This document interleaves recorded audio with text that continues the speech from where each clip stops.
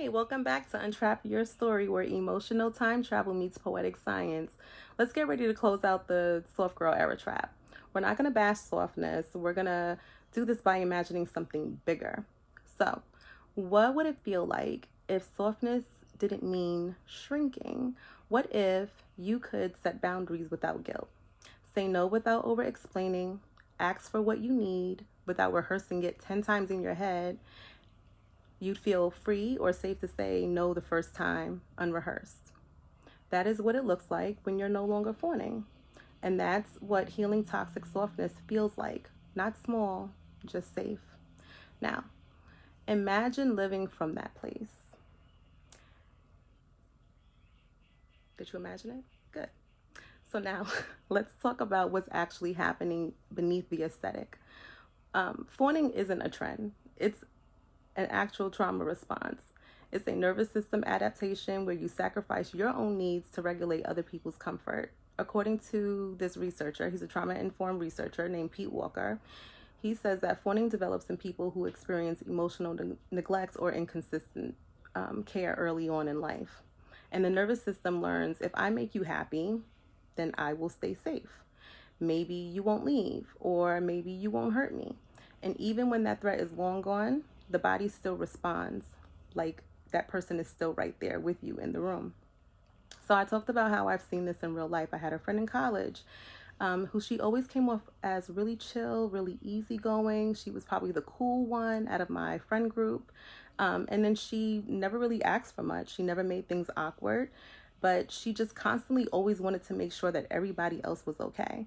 And for a while, I was just like, oh, this is her personality type. But over time, she stopped showing up, not just for other people, she stopped showing up for herself. So what looked like grace was actually her collapsing. What looked like go with the flow was really her nervous system folding in on itself. She wasn't soft. She was burned out from always making herself smaller, always constantly shrinking just to fit somebody else's size, agenda.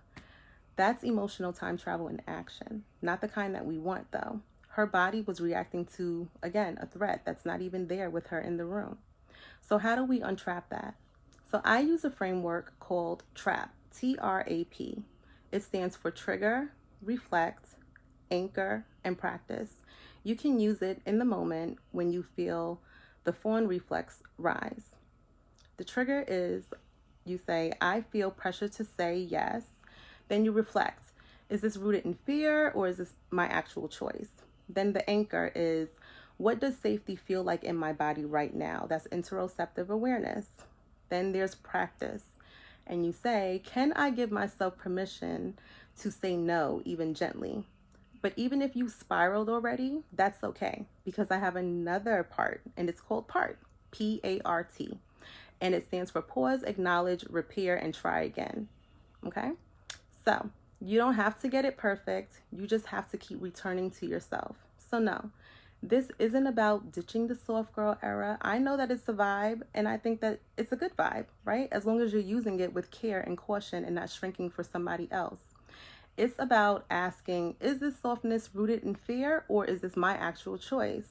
Because softness is beautiful, but softness that costs you your voice, your boundaries, your capacity to exist fully isn't softness.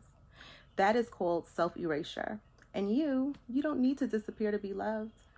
You don't have to fawn to belong. The world doesn't need to be the world doesn't need to be quieter. It needs you to be whole. Okay? So I am Indira, and this is how we untrap your story. Follow me on TikTok, Instagram, or Facebook at Untrap Your Story for more tools, truths, and nervous system wisdom for cycle breakers. You are not too much, you are not too sensitive, and you are not trapped. Not anymore. Until next time.